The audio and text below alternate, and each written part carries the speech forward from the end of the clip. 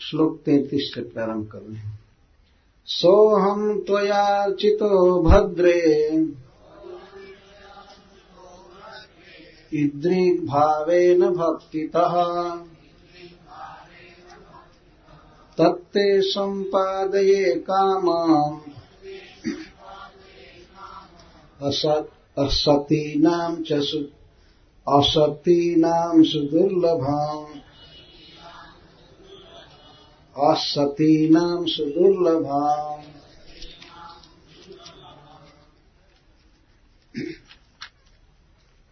दितिरुवाच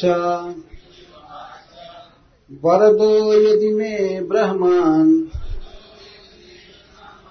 पुत्रम् इन्द्रहणं वृणे अमृत्युं मृतपुत्राः जेन मे घातितौ सुतौ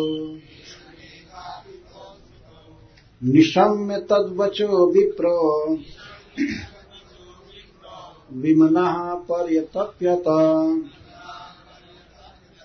अहो अधर्मः सुमहान् अद्य मे समुपस्थितः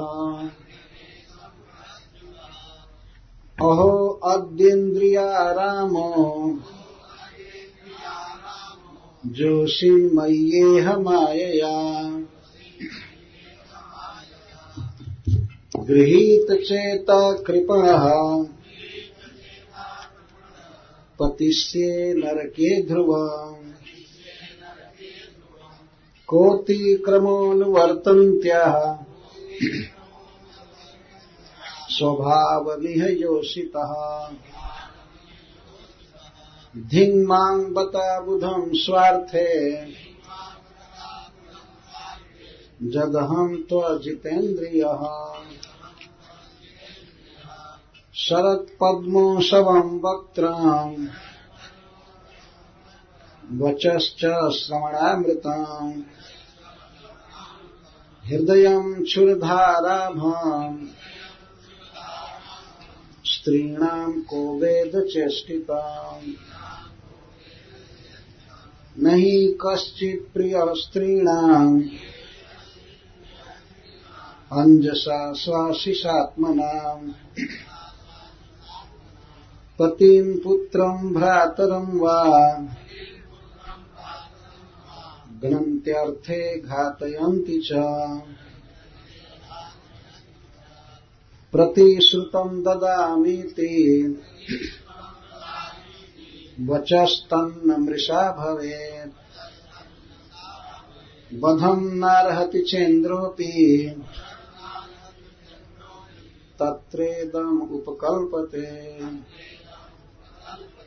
इति संचिन्त्य भगवान् मारीचः कुरुनन्दन उवाच किञ्चित् कुपितः आत्मानं च विगर्हयन् कश्यप उवाच पुत्रस्ते भविता भद्रे इन्द्रः देवबान्धवः संवत्सरं व्रतमिदं यद्यञ्जो धारयिष्यसि दितिरुवाच धारयिष्ये व्रतं ब्रह्मन् ब्रूहि कार्याणि यानि मे यानि चेह निषिद्धानि न व्रतं घ्नन्ति यानि तु सोहम वह मैं तुम्हारा पति देव त्वया तुम्हारे द्वारा अर्चितः सेवित हुआ हूँ भद्रे हे बहुत सुंदर शोभा वाली इदृग भावेन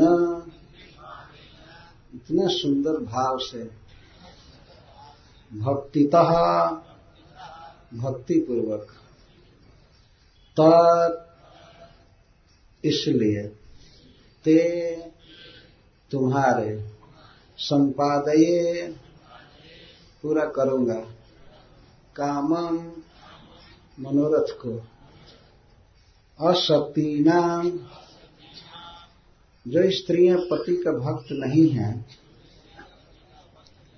उन लोगों के लिए सुदुर्लभम अत्यंत दुर्लभ मनोरथ।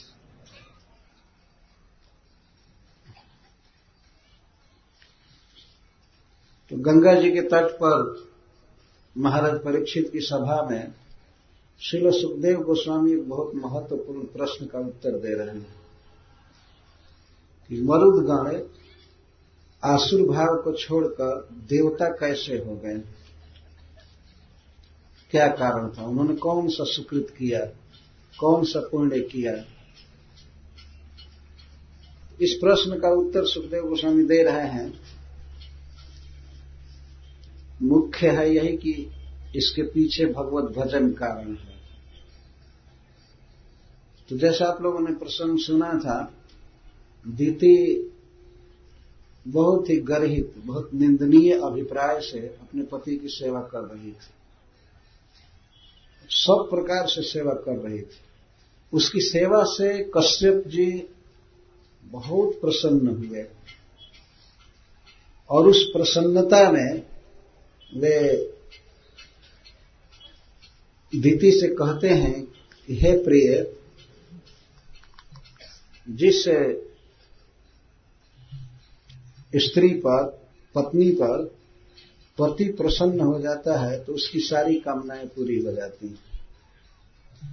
पतिरेव हि नारीणाम दैवतम परमम स्मृतम। नारियों के लिए पति ही सबसे बड़ा दैव है, इष्ट देव है।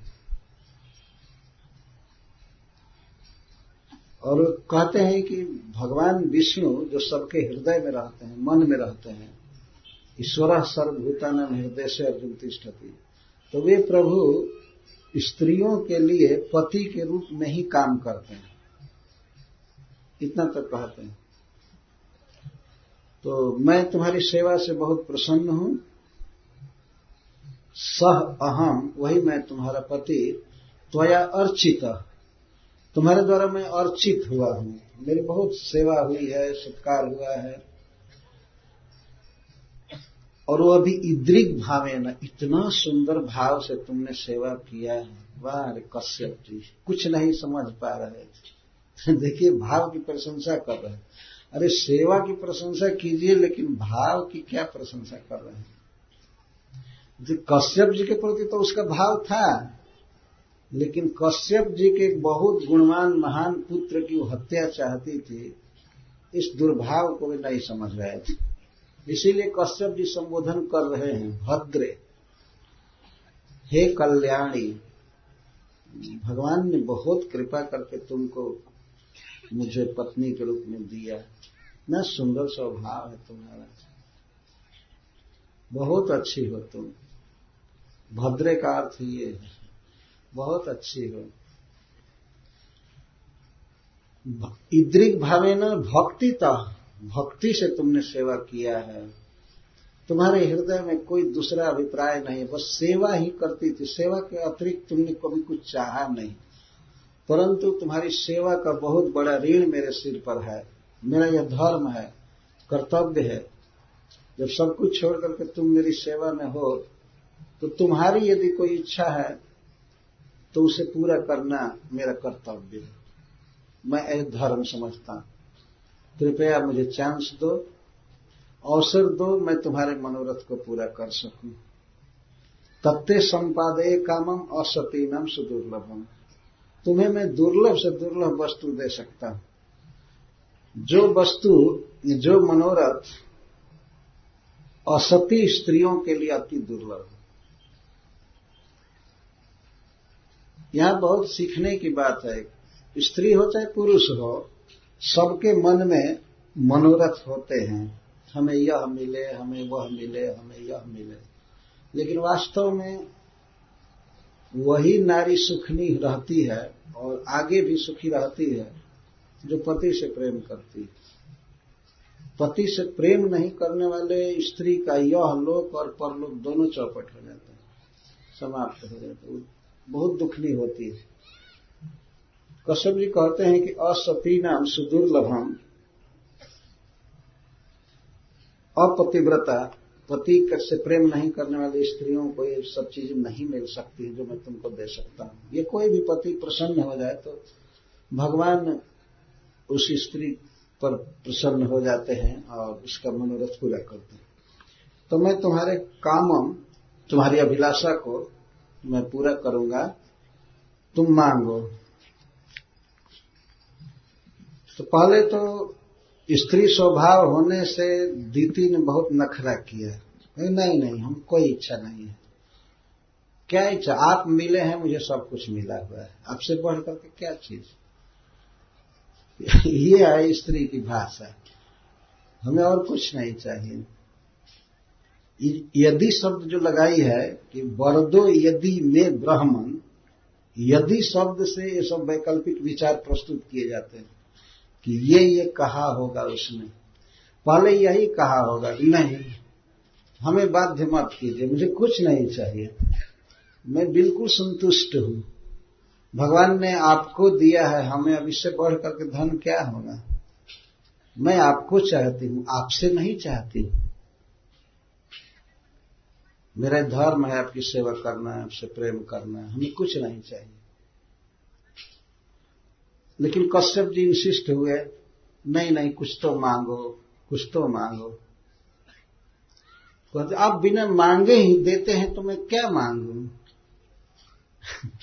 मांगा तो उससे जाता है जो समझता नहीं है, मुझे मांगने की कभी इच्छा नहीं हुई, आपकी सेवा के अलावा मेरे मन में कोई संकल्प हुआ ही नहीं कभी, कृपया आप हमसे बाध्य मत कीजिए कि मांगो मांगो मांगो। कश्यप जी ने कहा नहीं मैं देना चाहता हूं, आखिर मेरे पास शक्ति है तो किसको मैं दूंगा, तुमको नहीं दूंगा तो किसको दूंगा।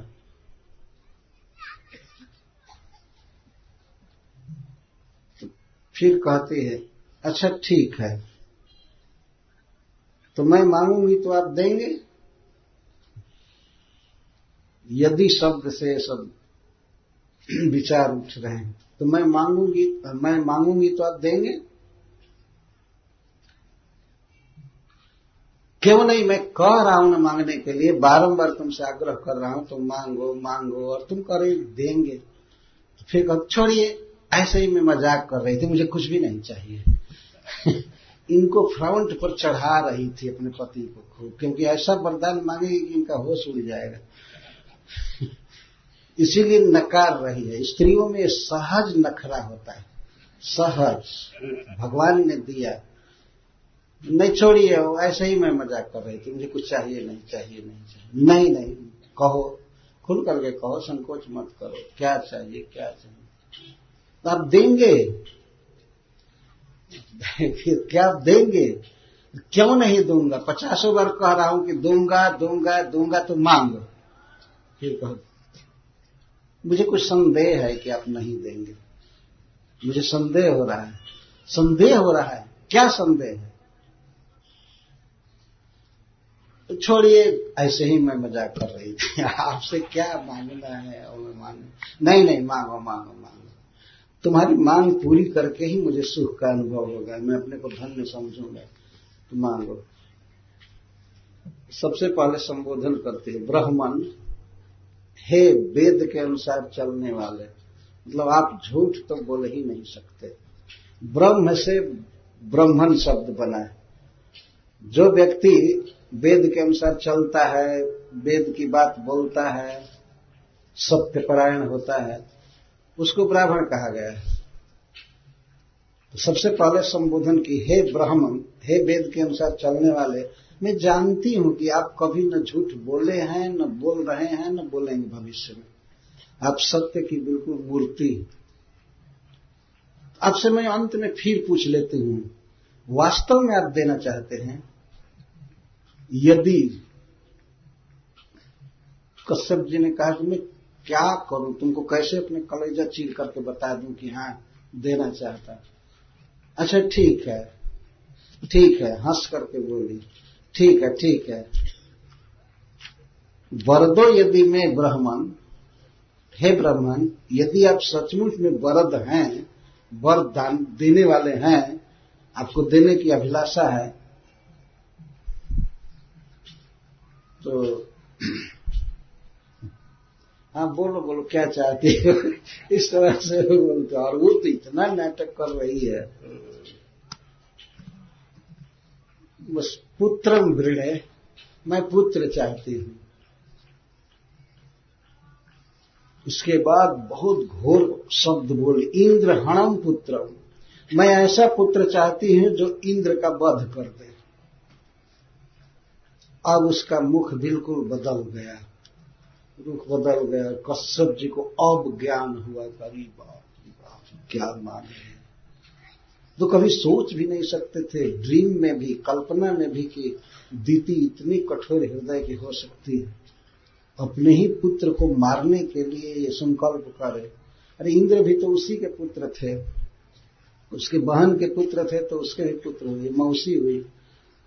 मौसी इतना कठोर हृदय की हो जाए। संस्कृत में मातृ स्वसा कहते हैं, स्वसा का अर्थ है बहन, माँ की बहन, तो उसी को आप भ्रंश में मौसी मौसी मासी मासी कहते हैं। मातृ स्वसा असली शब्द है, माँ की बहन। थोड़ा गंभीर हुए कश्यप जी, चकित हो गए, ये क्या क्या मांग रही हो। फिर कहती है, मैं ऐसा पुत्र चाहती हूं जिसकी मृत्यु न हो सके, अमृत्यु, किसी भी तरह से वो न मर सके, ऐसा मेरा बेटा होना चाहिए। जैसे पहले मार दिया गया, इंद्र ने मरवा दिया, ऐसा बेटा नहीं होना चाहिए कि फिर मारा जाए। अमृत्यु, मृत्यु शून्य। अच्छा, मैं पुत्र चाहती हूं और मेरे पुत्र पहले मारे गए हैं, इसलिए दो विशेषण लगा रही। मैं चाहती हूं मृत पुत्र, आपको पता है ना मेरे पुत्र मार दिए गए हैं, मेरे पुत्र मार दिए गए हैं, आपको पता है ना मैं पुत्रहीन हूं, इसलिए मैं पुत्र चाहती हूं। और चूंकि मेरे पुत्र मार दिए गए, अतः मैं अब चाहती हूं कि मेरा ये जो नया पुत्र हो, इसको किसी भी तरह से न मारा जा सके, मृत्यु शून्य। कश्यप जी की तो बोली बंद हो चुकी थी, लेकिन वो स्वयं ही कुछ प्रश्न करके और उत्तर दे रही है। मान लीजिए अगर कश्यप जी कहें, ठीक है तुम्हारा पुत्र मृत्यु शून्य हो और तुम मृत पुत्रा हो, इसलिए पुत्र मांगना तुम्हारा कर्तव्य है, लेकिन इंद्र का वध करने वाला पुत्र क्यों चाहती हो। कश्यप जी बोल नहीं रहे थे, बोली तो उनकी समाप्त हो गई। अब वही स्वयं वैकल्पिक प्रश्न खड़ा करके उत्तर दे रही कहते। मान लीजिए अगर कश्यप जी पूछे कि क्यों इंद्र का वध चाहती हो, तो कहा जेन में घाती तो सुतो, इंद्र ने मेरे 2 पुत्रों को मरवाया है भगवान विष्णु द्वारा, आपको पता नहीं है। इतने साधु बनते हैं, लगता है पता ही नहीं है। मेरे पुत्र मारे गए हैं ना, और जिसने मारा है मैं उसको चाहती हूं कि वो मारा जाए, मुझे ऐसा पुत्र चाहिए, बस इतना कह करके चुप हो। वो तर्क दे रही है, क्योंकि हमारे पुत्रों को मारा गया है, मृत पुत्र अहम, मेरे पुत्र मरे हैं, और जिसने मारा है उसको मैं मारना चाहती हूं। यदि कश्यप जी कहें कि आखिर वो भी तो मेरा बेटा, वो आपका बेटा होता है कुछ भी हो, हमारा तो नहीं है ना, हमको बेटा चाहिए, हमारा पुत्र जो हमारे कोख से जन्म ले और इंद्र का वध करे।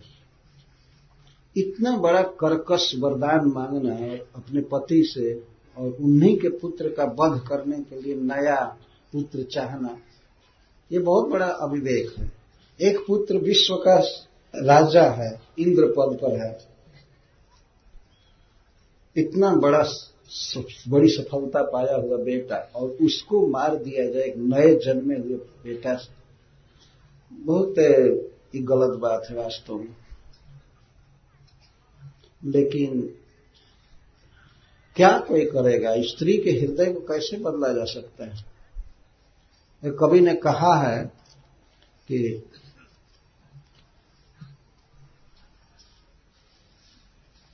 चत्वारः सृजतः पूर्वम उपायास्तेन वेधसा पंचमः कोपि न सृष्ट जेन गृह्यन्ते योषितः। ब्रह्मा जी 4 उपाय की सृष्टि कर रहे थे दुनिया में व्यवहार चलाने के लिए, किसी को कंट्रोल करने के लिए 4 उपाय बनाए। साम, दाम, दंड और साम, दाम, भेद और दंड, ये सामान्य नीति ब्रह्मा जी ने बनाया।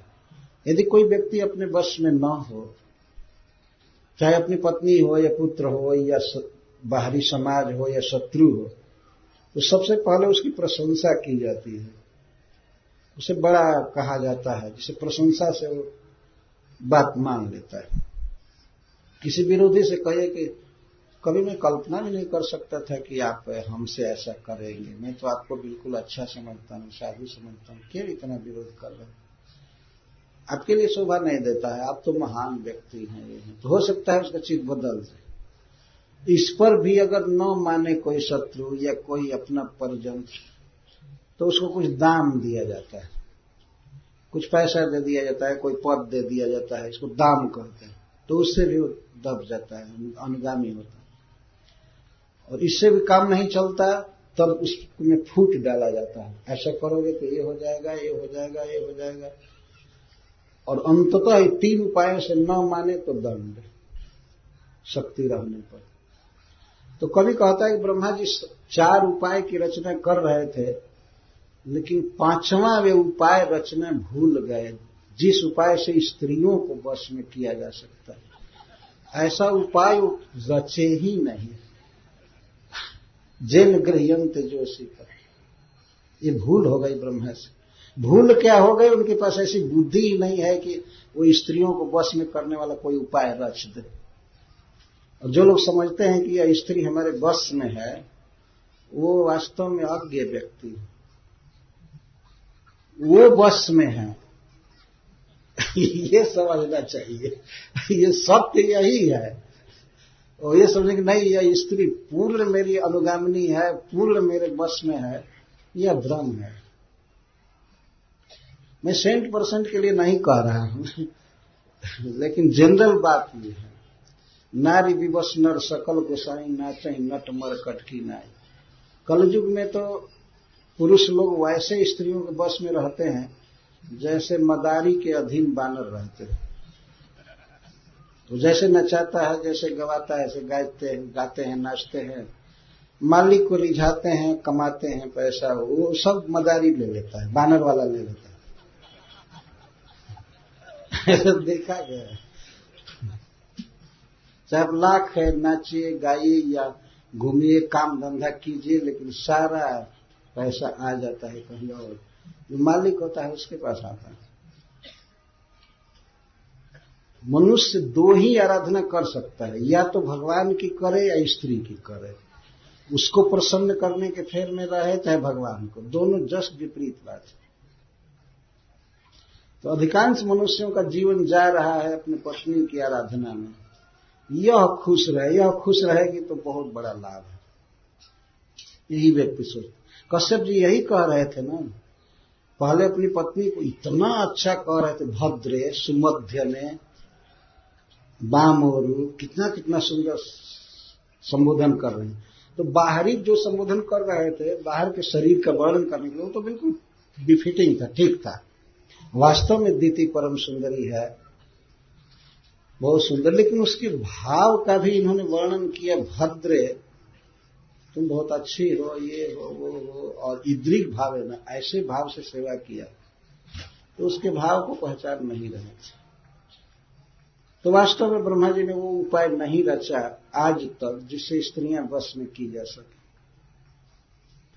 वो कहा गया है कि स्त्री को आप काट काट करके खंडित कर दीजिए, या बहुत बड़ा दान दीजिए, बहुत पैसा दीजिए, बहुत बड़ा सम्मान दीजिए, रोज चरण में प्रणाम कीजिए, चाहे कुछ भी कीजिए, वो वश में नहीं ऐसा कहा गया। यहां जो प्रसंग आ गया है, इसलिए मैं कह रहा हूं, हमारा कोई व्यक्तिगत ऐसा नहीं है चिड़ किसी से कि तो इन्होंने कहा कि मैं तुमसे प्रसन्न हूं, वर मांगो। तो उसने ये वर मांगा और अपने वर के यथार्थता को, औचित्य को सिद्ध कर रही है। क्योंकि मृत पुत्र अहम, मैं मृत पुत्र हूं, मेरे पुत्र मर गए हैं, मारे गए हैं। और इंद्र को मैं इसलिए मारना चाहती हूं, मरवाना चाहती हूं, क्योंकि जेना में घाती तो सुतव, मेरे दोनों पुत्र मारे गए। अगर दुष्ट एक को भी छोड़ दिया होता तो मेरे मन में ऐसा विचार नहीं आया हो, लेकिन विश्वविख्यात मेरे दोनों पुत्र मारे गए, इसका मुझे बहुत दुख है। और आप नहीं समझ रहे थे, मैं आपकी सेवा कर रही थी, कुछ कर रही थी, बहुत काल से मेरे मन में ये सूल चुभ रहा है, मुझे दुख है, मैं दुख में वर मांग रही हूं, आपको देना ही पड़ेगा। तब श्री सुखदेव गोस्वामी कहते हैं, निशम्य तद बचो विप्रो विमना पर ये तथ्यता। सुखदेव गोस्वामी कहते हैं, बेचारा वो ब्राह्मण ये बात सुन करके, अब यहां पर केवल विप्र कह रहे हैं, दुर्दशा देख करके कश्यप जी की, अपने पत्नी की यह बात सुनकर ब्राह्मण कश्यप जी विमना, बहुत खिन्न हो गए। जो पहले हंस हंस कर बात करते थे, मन में बहुत बड़ा उत्साह था कि पत्नी के लिए ये करूंगा ये करूंगा, अब एकदम मन विषाद में डूब गया, खिन्न हो गए, प्रसन्नता सारी चली गई। पर यह तप्यता, जलने लगे मन में, परिताप करने लगे। परिताप का अर्थ जो चारों ओर से जलन होने लगे, मन में भी शरीर में भी, जैसे अर्जुन में हो रहा था। अर्जुन रथ पर खड़े नहीं रह सके स्वजनों को देख करके, वो कहते हैं त्वक चैव परिदह्यते, मेरे चमड़े में आग सी लग रही है, मुझे जलन हो रही है, मेरा दिमाग घूम रहा है, मैं इस रथ पर खड़ा तक नहीं रह सकता हूं। फिर युद्ध करना तो बहुत दूर की बात, जो खड़ा ही नहीं रहेगा वो युद्ध क्या करेगा। नच सकनों में अवस्था थी, मैं यहां पर खड़ा नहीं रह सकता हूं कृष्ण, हम लोग बहुत बड़ा पाप करने जा रहे हैं। तो ये दशा अर्जुन की हुई। क्षण भर में कश्यप जी की यही दशा तुरंत हो गई। इतना प्रसन्न व्यक्ति हंस हंस करके आनंद में अपनी पत्नी से बात कर रहा था, लेकिन पत्नी ने ऐसी बात कहा, ऐसा मान रखा कि सारा आनंद चला गया और बिल्कुल जलने लगे, मन में बहुत बड़ा शोक हो गया। इंद्र जैसे पुत्र को मरवाने के लिए मैं दूसरा पुत्र दूंगा, और इधर ना भी नहीं कर सकते थे। वचन को पूरा न करना यह भी उनके लिए असंभव बात, और अपने पुत्र इंद्र का वध कराना यह भी नहीं हो सकता। पर यह तप्यता, परिताप करने लगे, बहुत शोक में हो गए। और कहते हैं मन ही मन, अहो अधर्म सुमहान अद्य में समुपस्थित। अहो, आज मेरे जीवन में बहुत बड़ा अधर्म आ गया, दोनों तरह से। यदि मैं वचन पूरा नहीं करता हूं तो यह बहुत बड़ा अधर्म हो गया, और वह भी अपनी पत्नी को वचन दे करके पूरा नहीं करूंगा, और पूरा करता हूं तो इंद्र का वध कराना पड़ेगा, यह भी बहुत बड़ा पाप। मेरे जीवन में बहुत बड़ा कुकर्म, बहुत बड़ा अधर्म आ गया सामने। आज सामने समुपस्थित, या नहीं कि बाद में चलो देखेंगे, ऐसा समय आएगा तो परिस्थिति बदल सकती है। अभी ये मांग रही है और नहीं पूरा करने पर पता नहीं क्या करेगी। वही कई जैसा बोल रही होगी, तो पूरा करोगे कि नहीं करोगे ये पहले बताओ। बहुत दानी बन रहे थे तो कश्यप जी इस तरह से पड़े, फिर रोने लगे। पहले तो कह रहे थे कि स्त्री के लिए पति ही भगवान है, और अब भगवान रोना चालू किया। ये दशा हो, इतना प्रचंड होती है पत्नी स्त्री की, उसके आगे पुरुष कुछ कर ही नहीं सकता। चलो बोलो, देते हो कि नहीं देते हो। तो ब्राह्मण बेचारे रोने लगे, परिताप करने लगे। फिर कहते हैं, अहो अद्येन्द्रिया रामो जोशिन्मय्येह माया गृहीत चेता कृपण पतिष्ये नरके ध्रुवम। हाय हाय, भगवान की माया ने स्त्री का रूप धारण करके मुझे मोह लिया, मेरे चित्त को ग्रस्त कर लिया। गृहीत चेता। और आज इस विश्व में मेरे जैसा लाचार व्यक्ति कोई नहीं है। कृपण, कृपण का अर्थ होता है जो बेचारा, हिंदी में वही शब्द अनुवाद करेंगे, बेचारा, जिसको कोई कुछ भी करने की शक्ति न हो, एकदम लाचार, बेचारा, दीन। आज मैं दीन हूं। क्यों दीन हूं? क्योंकि स्त्री ने मेरे चित्त को पकड़ लिया, मेरे मन को पकड़ लिया, मेरा मन स्त्री के वश में हो गया, इसलिए मैं दीन हूं। तो अब क्या होगा? अब होगा क्या? पतिष्ये नरके ध्रुवम। अब मैं शीघ्र ही नरक में गिरूंगा। झूठ बोलूंगा, वचन पूरा नहीं करूंगा, तब भी नरक निश्चित है। और इंद्र का वध कराऊंगा, तब भी नरक निश्चित है। तो पतिष्ये नरके ध्रुवम, मैं नरक में निश्चित गिरूंगा।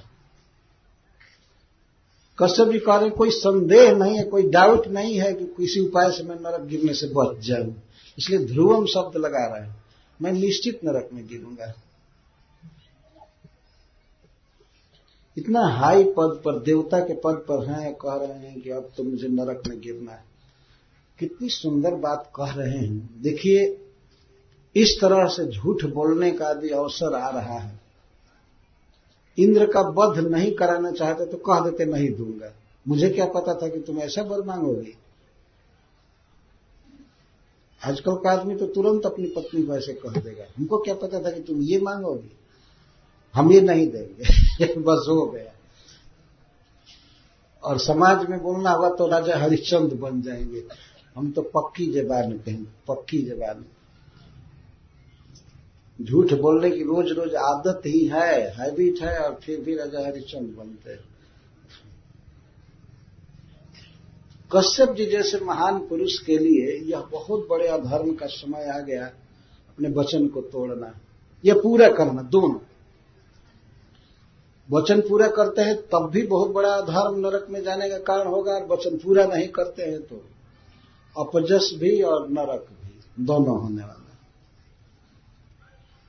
कोई महान व्यक्ति अपने विषय में इस तरह से सोचता है। आजकल के अज्ञ लोग अपने विषय में सोचते ही नहीं है कि हमारे आगे क्या गति होगी, कहां जाऊंगा। एक बार मैं एक व्यक्ति से पूछा कि आप ये शरीर छोड़ने के बाद कहां जाना चाहते हैं? क्या? वो तो फिर प्रश्न समझा नहीं, पूछा क्या कहते हैं? तो शरीर छोड़ने के बाद, मरने के बाद आप कहां जाना चाहते हैं?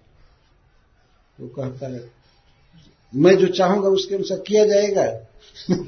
किया जाए या न किया जाए, आपकी क्या इच्छा है, आप कहां जाना चाहते हैं? तो फिर कहता है वो जहां भेज देगा वहां जाएंगे। ये ऐसा तो दिमाग है। अभी हम लोग यहां बैठे हैं, किसी को उठाकर पुलिस ले जाए जेल तो जाएगा, कहेगा मैंने क्या गलती किया, मैं नहीं जाऊंगा। लेकिन ये लोग कहते हैं जहां भेज देंगे वहां जाएंगे, जहां भेज देगा वहां जाएंगे। मैं कहा कि आखिर आपकी इच्छा क्या है? तो बार बार कहता हमारी इच्छा के अनुसार होगा ही नहीं तो क्या इच्छा करूं? इच्छा तो करना जीव का स्वाभाविक अधिकार है, स्वरूप है। इच्छा तो करना चाहिए, चाहे गलत इच्छा करे चाहे सही करे। तो इतना जीवन में अज्ञान है कि व्यक्ति को कोई इसकी परवाह नहीं है कि इस शरीर के बाद मैं कहां जाऊंगा, कोई चिंता नहीं है। आज के बाद क्या खाऊंगा इसकी चिंता है, इस साल के बाद अगले साल के लिए चिंता है। बैंक में रुपया जमा करके आदमी उसको बढ़ा करके लेना चाहता है, भविष्य की चिंता है, लेकिन केवल इसी जीवन के अंदर, और इस जीवन के बाद की कोई चिंता नहीं। यह बहुत बड़ा अज्ञान। कश्यप जी ये सोच रहे हैं कि इतने बड़े अधर्म करने के बाद मेरी अधोगति निश्चित, पतिष्ये नरके ध्रुवम, मैं निश्चित नरक में गिरूंगा, क्योंकि मैं इंद्रियाराम हूं। इंद्रियेषु आरमते इति इंद्रियाराम, जो इंद्रियों में ही रमे, सुख माने, उसको इंद्रियाराम कहते हैं। जो आत्मा में रमता है उसको आत्माराम कहते हैं। भगवान में रमता है उसको आत्मा राम कहते हैं, लेकिन जो इंद्रियों में रमता है उसको इंद्रिया राम कहते हैं। मनुष्य को भगवान ने बहुत सी इंद्रियां दिया है, ज्ञान इंद्रिया, खास करके आंख, कान, त्वक, जिह्वा, नासिका। तो यदि कोई केवल कुछ मधुर शब्द सुनना चाहता है, भोगना चाहता है, कुछ कोमल स्पर्श चाहता है, या खाना चाहता है, सूंघना चाहता है, सुनना चाहता है, इन्हीं सब विषयों में जो सुख मान रहा है, किसी को छू करके, किसी को देख करके, किसी की बात सुनकर, जैसे तैसे, तो इंद्रियाराम है। इंद्रियाराम निश्चित नरक में गिरता है। जो व्यक्ति केवल अपने इंद्रियों को तृप्त कर रहा है इस संसार में, उसका डेस्टिनेशन बहुत खराब है, बहुत खराब। इस जीवन में मनुष्य को चाहिए कोई इंद्रियों को भोगों से रोक करके तप करे। तप करने के लिए मनुष्य शरीर है। कुत्ते बिल्ली जैसा इंद्रियों को तृप्त करने के लिए शरीर नहीं। भगवान जी शब्द ने कहा है, तपो दिव्यम पुत्र का जन सत्वम शुद्ध जिस्मात ब्रह्म सौख्यम तमंतम। ब्रह्म सुख है या दिव्य सुख है, इंद्रियों को कंट्रोल करने से मिलता है। इंद्रियों के भोगों में उच्छृंखल लगे रहने से आगे बहुत दुर्गति होती है। कश्यप जी कहते हैं, अहो अद्य इंद्रियारामो, मैं इंद्रियों के विषय में सुख मान रहा हूं, रम रहा हूं। वो तो अपनी स्थिति को समझ रहे हैं कि वास्तव में उनका चित्त कितना लगा हुआ था दीति में, और किस तरह से उसको छूना चाहते थे, उसकी बातें सुनना चाहते थे, देखना चाहते थे। ये इंद्रियाराम का लक्षण है। जो बात बोल भी रहे थे उससे भी पता चल रहा था कि वे कामुकता से ग्रस्त हैं। संबोधन में सुमध्यमा, जिसका मध्य भाग कटी अच्छा और क्षीण हो, उसको सुमध्यमा कहते हैं। और बरोरु, ये सब कामुक संबोधन कर रहे थे। तो अनुभव कर रहे हैं कि मैं तो पूरी तरह से भगवान की माया से पकड़ लिया गया। माया किस रूप में पकड़ी है? जोशिन मैया, स्त्री के रूप में। और वास्तव में स्त्रियां ही माया की प्रतिनिधि हैं। माया किसी को पकड़ती है तो स्त्री के रूप में पकड़ती है, ये उसकी पकड़ इस तरह से होती है। तो मैं निश्चित नरक में गिरूंगा। यह प्रश्न उनके मन में आया कि आखिर इसकी भी गलती है ना, आप केवल अपनी गलती क्यों कह रहे हैं? दीति की गलती है कि नहीं, अपराध है कि नहीं? कश्यप जी कहते नहीं, इसका कोई अपराध नहीं, इसका कोई अपराध नहीं है, इसका कोई दोष नहीं है। दोष सब मुझ गधे का है, मैं ऐसा पागल व्यक्ति हूं, इसका कोई अपराध नहीं है। कोटि क्रमोनुवर्तनते स्वभावम यह जोशी पर। ये जो दीति ने किया और जो मांगा, जो कपट किया मेरे साथ, ये तो अपने स्वभाव का अनुवर्तन की है। यही स्वभाव है स्त्री का, तो ये तो बिल्कुल स्वभाव के अनुसार काम की है। गलत कौन किया है? मैं गलत किया। धिंग माम बता बुधम स्वार्थे जदहम त्वजितेन्द्रिय। धिकार तो मुझको है। इस स्त्री ने जो कुछ भी किया है अपने स्वभाव के अनुसार किया। यही स्वभाव ही है। तो जो कोई अपने स्वभाव के अनुसार चले तो उसको गलत नहीं कहा जाता। स्वभाव का त्याग करके चले तो कहा जाएगा कि ये उटपटांग चल रहा है। अगर स्त्री कपट करना छोड़ दे तो इसका मतलब है कि अपने स्वभाव को छोड़ दे, तो ये गलत है। उनके कहने का ऐसा यह है, इसने जो कुछ किया सही किया।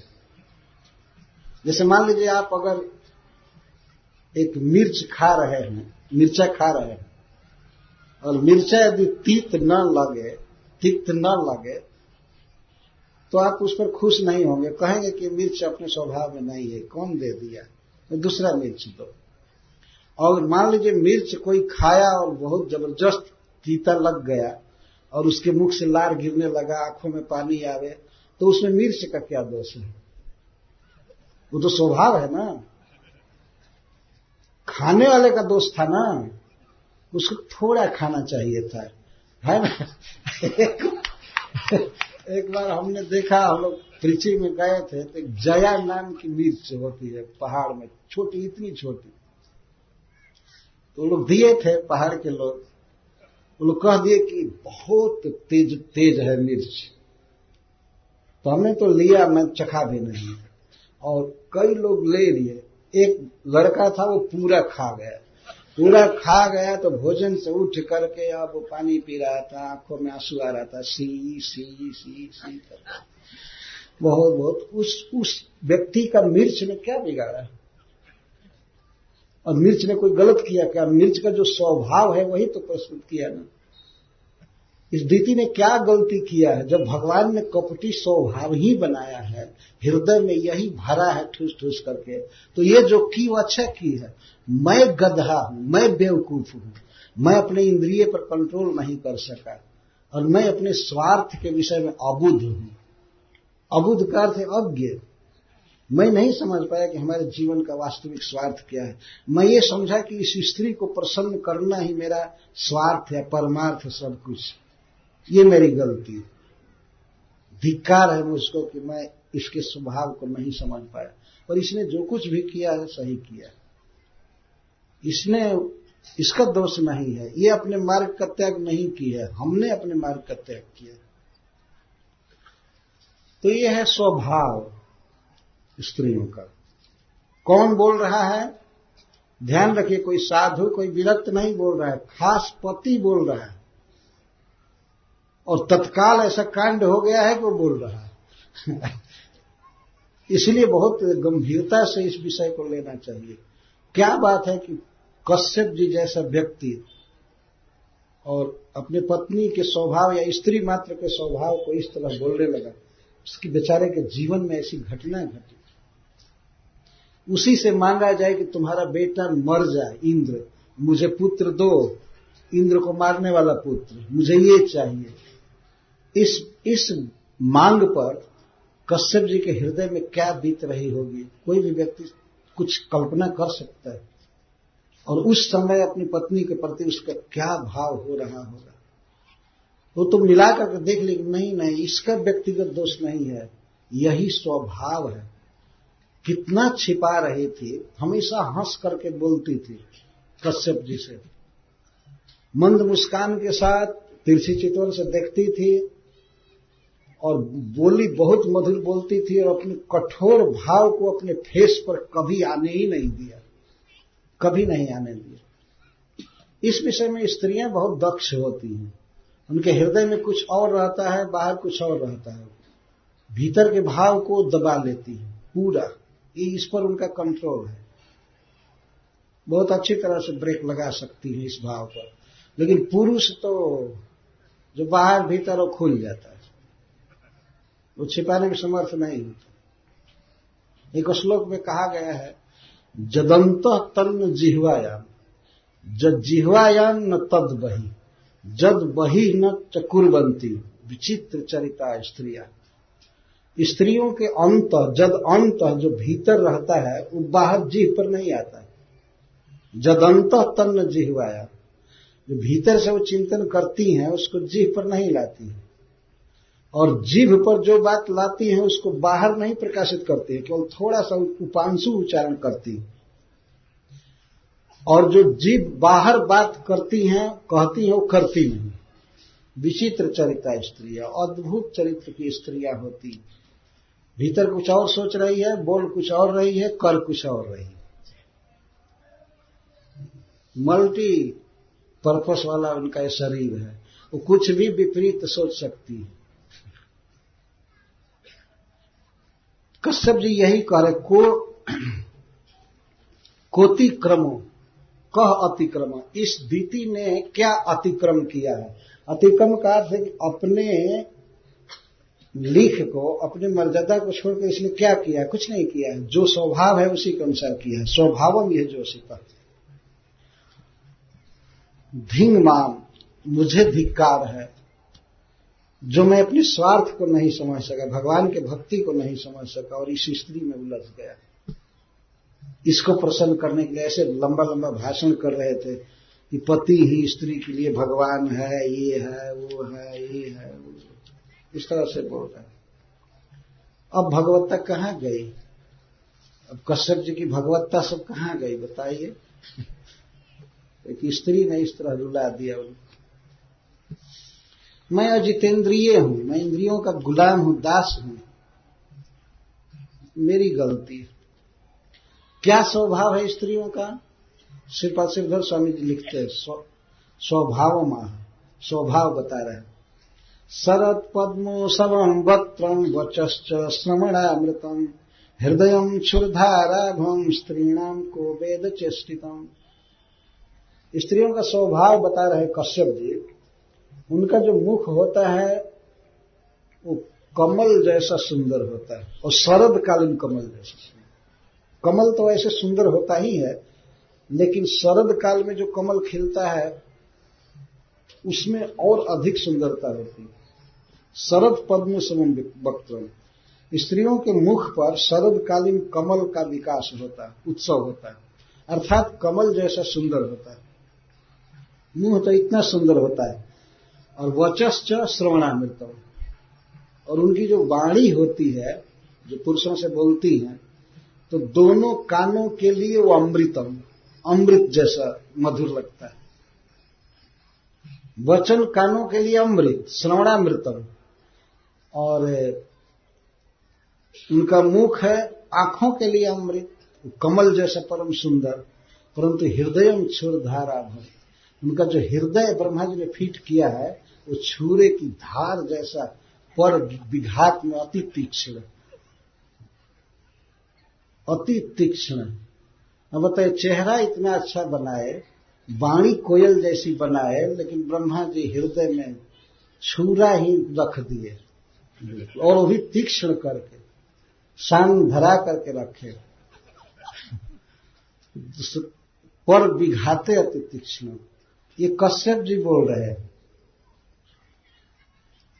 स्त्रीणाम को वेद चेष्टितम, कौन है इस दुनिया में जो किसी स्त्री के अभिप्राय को समझ जाए कि ये क्या सोच रही है, क्या करना चाहती, कौन है जान पाएगा? न कोपी। इसका उत्तर दिया न कह अपि, कोई भी नहीं। अथवा एक अर्थ है कि को वेद, कह का अर्थ ब्रह्मा जी, केवल ब्रह्मा जी जान सकते हैं, बाकी कोई नहीं जान सकता।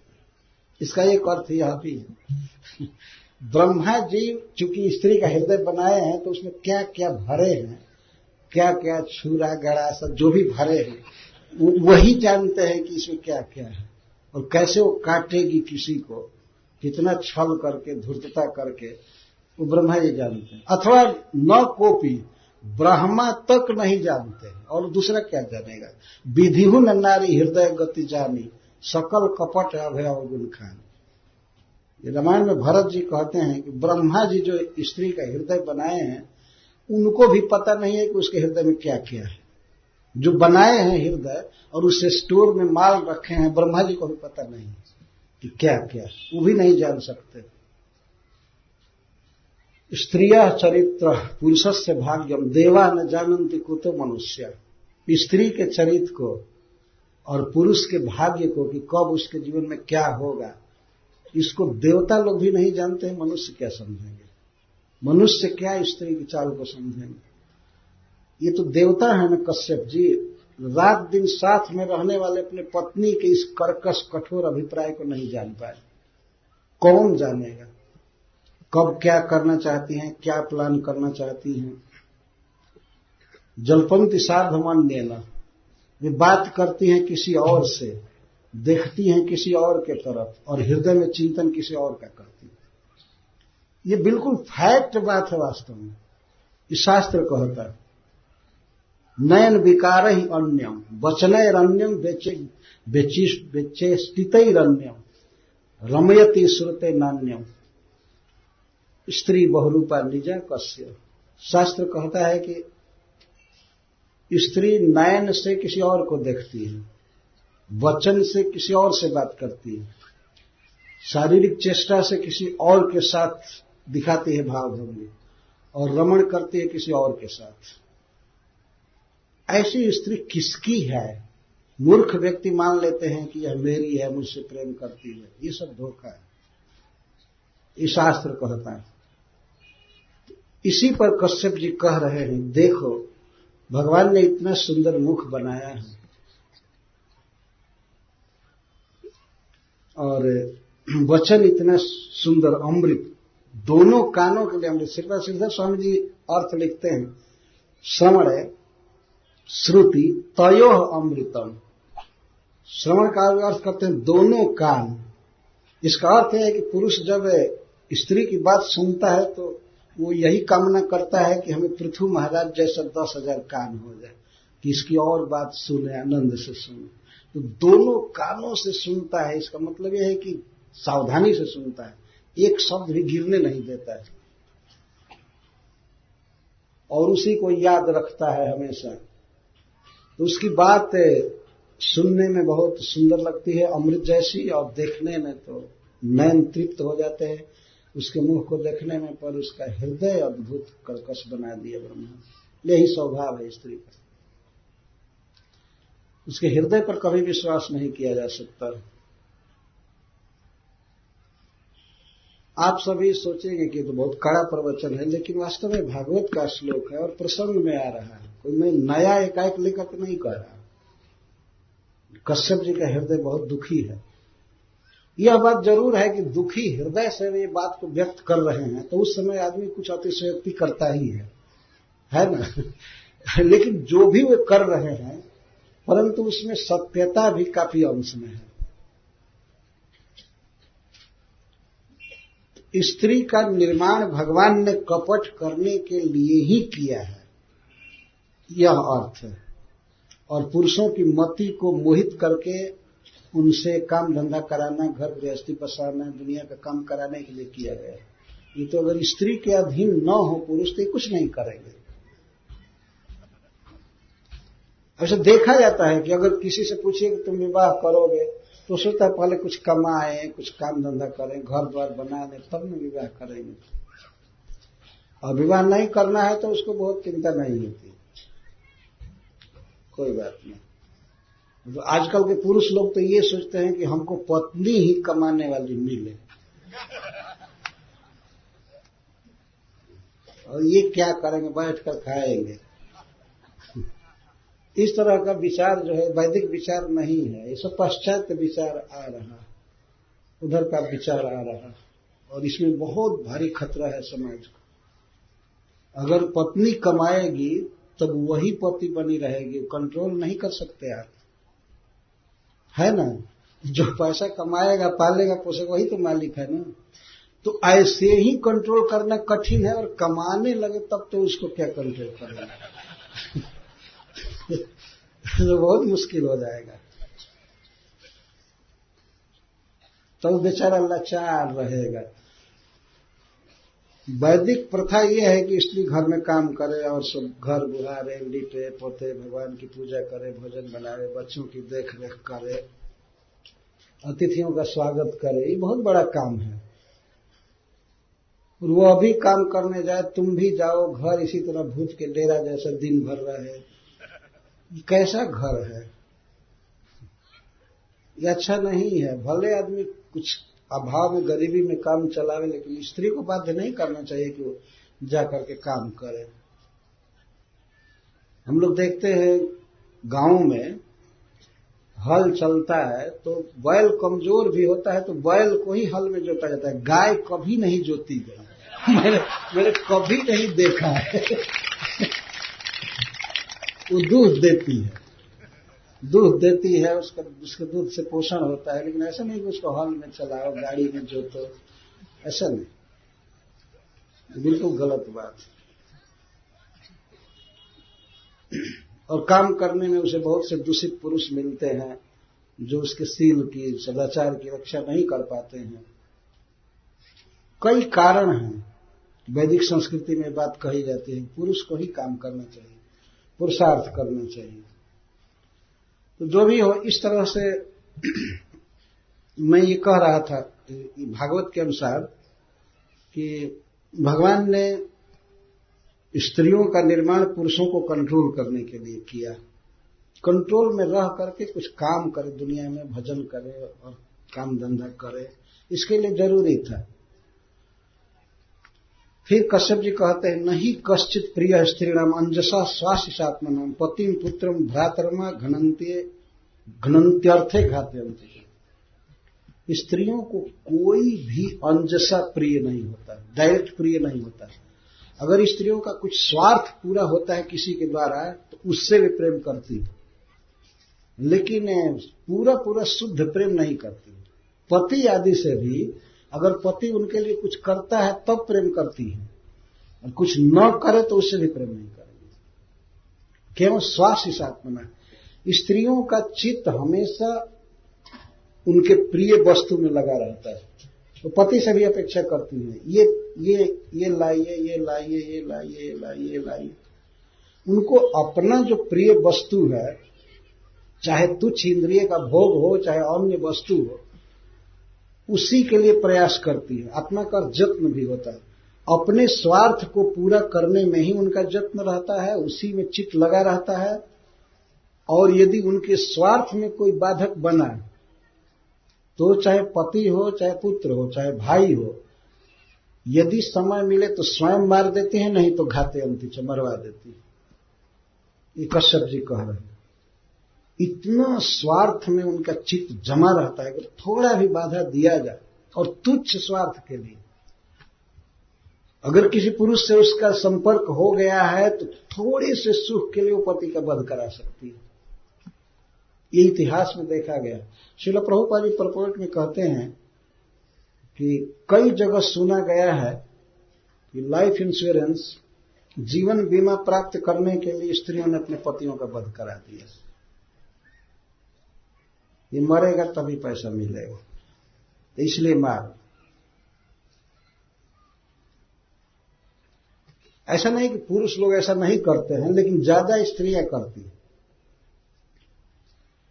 पतिम पुत्रम भ्रातरम वा अपि, वा का अर्थ है अपि भी, दूसरे का वध करा देते। कौन बड़ा आश्चर्य की बात है, अपने पति का, पुत्र का, भाई का भी वध करा देती।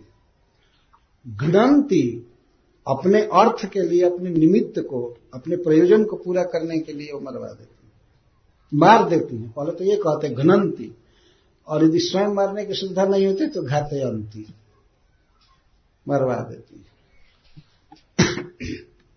तो ये सब रोग आ करके अब सोचते हैं अब क्या करें।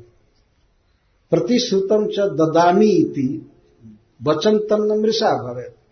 मैंने तो वचन दे दिया है कि ददामी इति, मैं तुम्हारी मांग पूरी करूंगा, तुमको दूंगा, तो मेरी बात झूठी नहीं होनी चाहिए। और वधम ना रहती चंद्रोपी, और इंद्र का भी वध नहीं होना चाहिए। इंद्र भी वध के योग्य नहीं है। तो कश्यप भी सोच रहे हैं कि मेरी बात भी पूरी हो जाए और इंद्र का वध भी नहीं होना चाहिए, तो क्या करूं। तत्र इदम उपकल्पते, तब उन्होंने सोचा ये बात होनी चाहिए। सोच लिए तुरंत। बहुत बड़े मेधावी पुरुष हैं, जो देवताओं के, दैत्यों के, समग्र सृष्टि के पिता हैं, तो उनको बात सोचते देर नहीं लगी कि मुझे क्या करना चाहिए। देखिए, संसार में स्त्री से, पुत्र से, भाई से, मित्र से कई तरह के संबंध हैं, तो शास्त्र यह नहीं कहता है कि सबका तिरस्कार कर दो। जैसे मैं यहां वर्णन कर रहा हूं, तो वर्णन का यह अर्थ नहीं है कि इनमें दोष बुद्धि करके उनका त्याग कर दिया जाए। जैसे कल कथा आई थी, जब कैकेयी नहीं मानी, अपने वचन पर अड़ी रही, तो राजा दशरथ ने यहां तक कह दिया ठीक है, तुम अभी जाओ, उठो यहां से, और हमारे आंखों के सामने मत आओ, जाओ उठो, और जीवन में कभी मेरे साथ बात मत करना। लेकिन इतना तीखा, इतना बिटर व्यवहार स्त्री के साथ हो, यह उचित नहीं है। हुआ क्या कि दशरथ जी मर गए और कैकेयी की वो दशा हुई। वो तो भगवान में प्रेम था दशरथ जी का, लेकिन मान लीजिए अगर भगवान की जगह कोई साधारण बेटा होता तो कितनी बड़ी दुर्गति थी दशरथ जी की। वो तो भगवान में प्रेम था, इसलिए सब ठीक हो गया। लेकिन क्या किया जाए, स्त्री के साथ, पत्नी के साथ खास करके पुरुष का बहुत गहरा संबंध होता है और जीवन भर साथ रहना होता है, तो उसको कैसे रखा जाए, कैसे मेल करके रखा जाए, कैसे कॉम्प्रोमाइज करके रखा जाए, इस विषय में कश्यप जी दृष्टि दिए। कश्यप जी का जो स्टाइल है, विधि है, वो सीखने लायक है। देखिए परिवार में झगड़ा है, इंद्र का वध चाहती है और पति से ही मांग रही है, दूसरा पुत्र चाहती है। कश्यप जी क्या करें, क्या करें? उन्होंने इतना अच्छा रास्ता निकाला।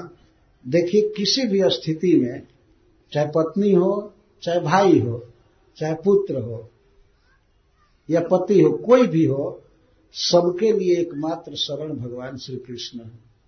और किसी पर भरोसा नहीं किया जा सकता, लेकिन प्रभु पर भरोसा रखना चाहिए।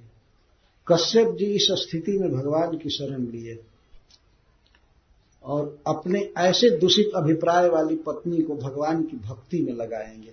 उन्होंने सोचा, तत्र इदम उपकल्पते, उन्होंने सोचा कि यह ठीक है। क्या ठीक है?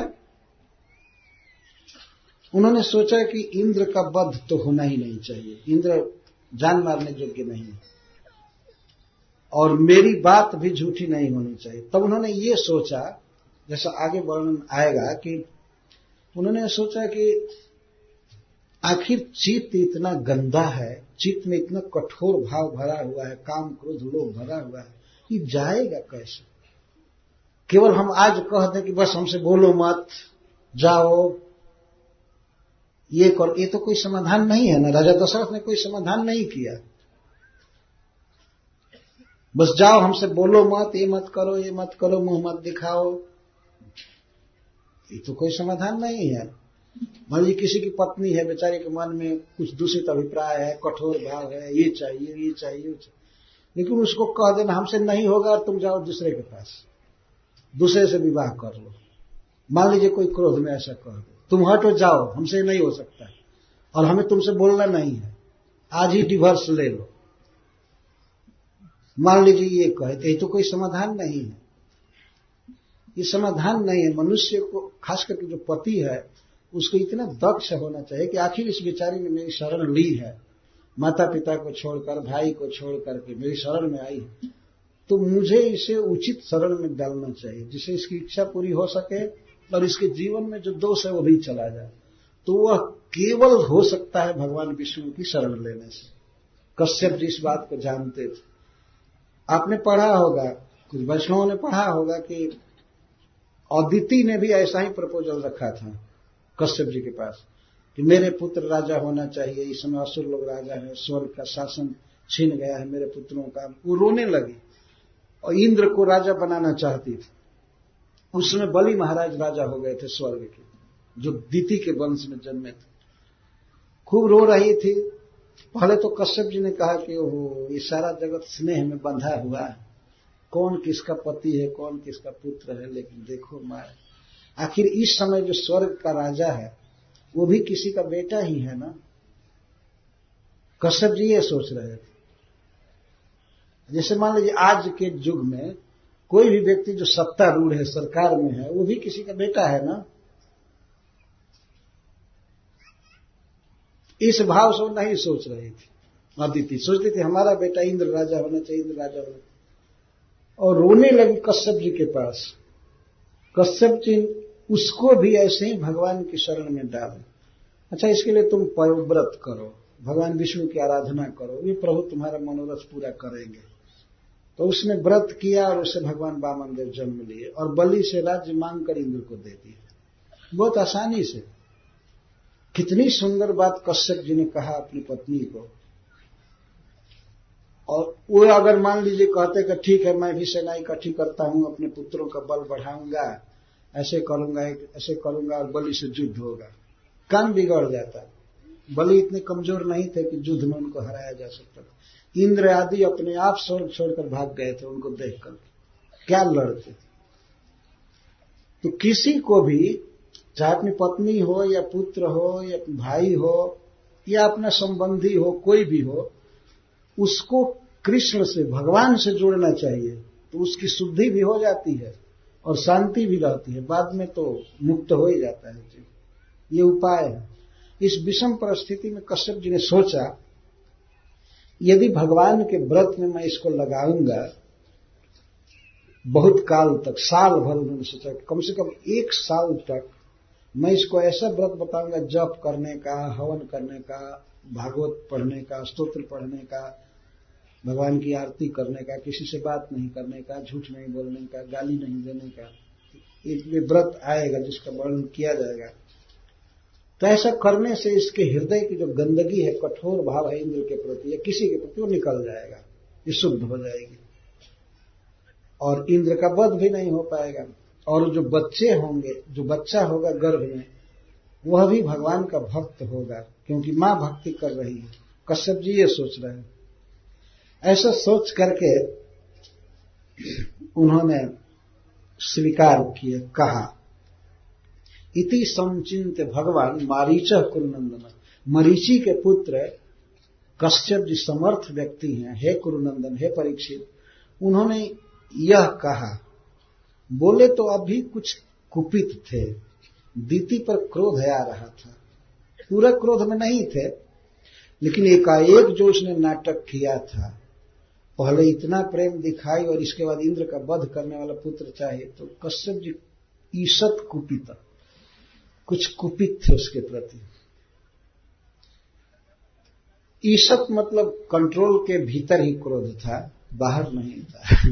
थोड़ा क्रोध हुआ पत्नी के इस अकस्मात बदले हुए व्यवहार पर, लेकिन उससे ज्यादा अपने को धिक्कार रहे थे। आत्मानम च बिगड़ है, अपनी निंदा करते, सोच रहे थे अपने मन में कि अरे बाप रे, मैं ही सोचता था कि मैं विद्वान व्यक्ति हूं, मैं जितेंद्रिय हूं, मैं ठीक हूं, लेकिन मेरे जैसा गया बीता आदमी कोई नहीं, अपना दोष देख रहे। यह कह करके उन्होंने वैष्णव व्रत बताया। भगवान विष्णु के जो व्रत हैं, जैसे जप करना या आरती करना, भगवान की अर्चा विग्रह की आरती करना, प्रसाद खाना, बात नहीं करना, और भी कई तरह से सुनना, कथा पढ़ना, ये जो व्रत हैं आत्मा को बिल्कुल शुद्ध कर देते हैं। इनका अपना प्रभाव होता है, दिव्य अपना प्रभाव होता है। वस्तुगत वस्तु में जो भाव होता है, जो उनकी विशेषता होती है, हमारे भाव की अपेक्षा नहीं करती है। भले गलत भाव से भक्ति की जाए, लेकिन अगर विष्णु की भक्ति की जाती है तो हमारे गलत हृदय को शुद्ध कर देती है। इस वस्तु का प्रभाव है अपने आप।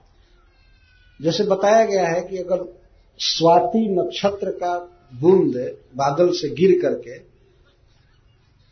यदि सीपी में पड़ता है समुद्र में, तो मोती हो जाता है। केवल उस वस्तु के टच होते ही मोती हो जाता है। या जैसे गंगा जी में कोई नाला गिरे किसी शहर का, तो गंगा जी के जल का स्पर्श होते ही वो स्वयं गंगा जल हो जाता है। गंगा जी अशुद्ध नहीं होती, वह अशुद्ध पानी ही परम पावन हो जाता है। तो भगवान विष्णु इतने पावन हैं, इतने दिव्य हैं, अलौकिक, स्पिरिचुअल हैं, पर ब्रह्म, परम धाम, पवित्रम परमम भगवान, कि उनके संपर्क में आने पर कितना भी बड़ा से बड़ा पापी शुद्ध हो जाता है। कश्यप जी सिद्धांत को जानते थे, तो अपनी पत्नी को लगाए, यह नहीं कहे कि तुम गलत सोच रही हो, ऐसा नहीं सोचना चाहिए, ये नहीं करना चाहिए, नहीं करना चाहिए, तुम शुद्ध हो जाओ। शुद्ध कैसे बेचारी होगी, कैसे शुद्ध होगी? कोई शुद्ध होने वाला काम किया जाएगा तब शुद्ध होगी ना। कुछ लोग कहते हैं अरे क्या हरे कृष्ण करते रहते हो। भाई पहले तो शुद्ध बनो, शुद्ध आचरण करो, इसके बाद भगवान का नाम लो। ये तो ऐसे कहना है जैसे किसी रोगी को ऐसे कहिए क्या दवा खाओगे, पहले रोग दूर करो तब दवा खाओगे, ऐसे कहना, ये क्या बुद्धिमानी है? दवा खाएगा तभी तो शुद्ध होगा ना। सारे जीव अनेक कामनाओं से भरे हुए हैं, उनकी कामना को छोड़ने के लिए आप कहेंगे तो हतोत्साहित हो जाएंगे, वो नहीं छोड़ेंगे। पर ये आप सिखाइए कि तुम्हारी कामना को विष्णु पूरा करेंगे, कृष्ण पूरा करेंगे, तुम उनकी शरण लो, प्रभु सर्व समर्थ हैं, लक्ष्मीपति हैं और सबके सुहृद हैं, वो तुम्हारा मनोरथ पूरा कर देंगे, तुम करो। तो भगवान मनोरथ पूरा कर देते हैं, बल्कि वो जितना चाहता है उससे और ज्यादा देते हैं, और प्रसाद बना करके देते हैं, और हृदय की शुद्धि भी कर देते हैं, सब काम हो जाता है। यही सोच करके कश्यप जी अपनी पत्नी दीति को ये पूर्ण समन व्रत में नियुक्त किए साल भर के लिए। यह दक्षता चाहिए। ऐसी बात नहीं है कि अब बस अगर हम स्त्री का दोष सुन लिए तो आज से बस दूर रह जाओ। दूर क्या रहोगे?